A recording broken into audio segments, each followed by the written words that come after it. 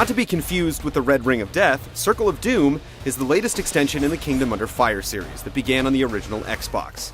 This straightforward action RPG has you choose a hero, grab one of many weapons, and start hacking in search of loot, experience, and glory. But is it even worth the effort?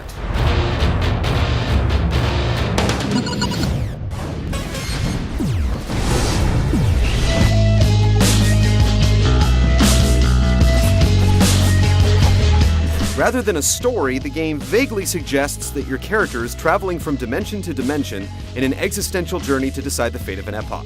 Don't you understand, noble spirit? All that is left in your feeble dimension is pain and suffering. Individuals sort out their personal issues in a dream world during intermissions, but the real story being told is that of cool-looking characters hacking their way through armies of monsters.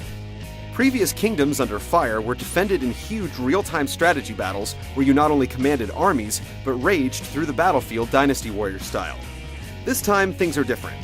Circle of Doom is a loot-crazy hack-and-slash action RPG that's heavy on combat and customization, and includes a multiplayer component that lets players team up over Xbox Live.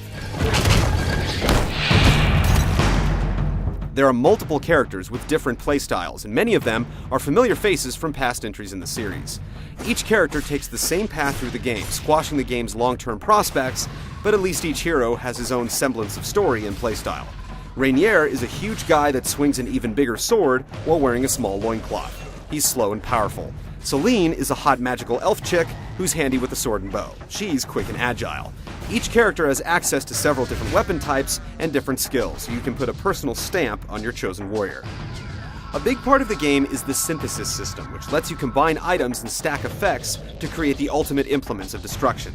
You'll find a lot of powerful items during the game, and you can fuse them together to create even more powerful trinkets. Your luck will affect the outcome as well. In addition to making sure you're well equipped for combat, you'll need to keep an eye on your SP meter while you're hacking away. Every attack and ability uses some SP, and if the meter runs dry, you'll be a sitting duck. Your weapons and equipment determine how much SP you have, and how much you use, and how fast you get it back. It can take some getting used to, but you'll eventually get the hang of it. Circle of Doom takes a long time to complete, but game length is irrelevant if playing isn't fun. We're just glad the online co-op is there, allowing you to visit places you haven't been and grab new items.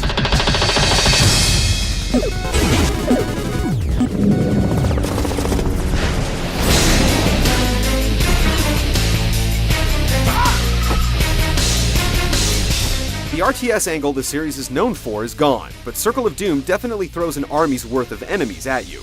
Around every corner is a burly group of mobs waiting to wail on you. While your character constantly gets stronger with each victory, its melee skills never improve, and combos are completely absent. There are 4 buttons directly devoted to death dealing. At any time, you can have 2 weapons and 2 abilities equipped. You can hold the left trigger to help you aim your ranged weapons, which some characters will use more than others. The trick is mixing, matching, and maximizing your damage output. Buff stats and buffer equipment will have a lot to do with your survival, and while you can give yourself a slight advantage by controlling your range and avoiding attacks, a lot of it comes down to simply doing more damage than you take and having the potions to keep your health and stamina up, resulting in a lot of mindless button pressing. You'll move from one area to the next, taking a breather every once in a while to visit idols, which serve as all-in-one shopkeepers.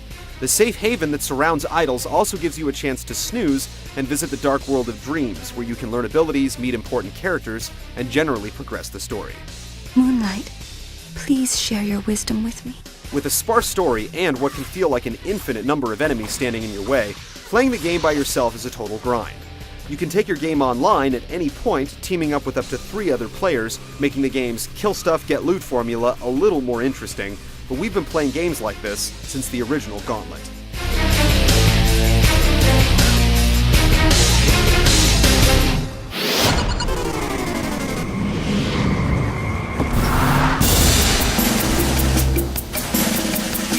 While the technical package is less than immaculate, and enemies suffer severely from clone syndrome, Circle of Doom features some great visual design.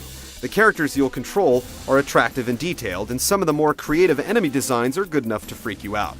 Environments like ice caves, forests, or resplendent castle halls may not be original, but they provide worthy backdrops for your perpetual carnage.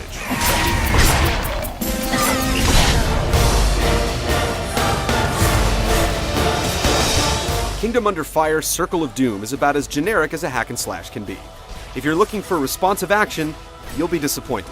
If you're looking for story and dialogue, you'll be disappointed.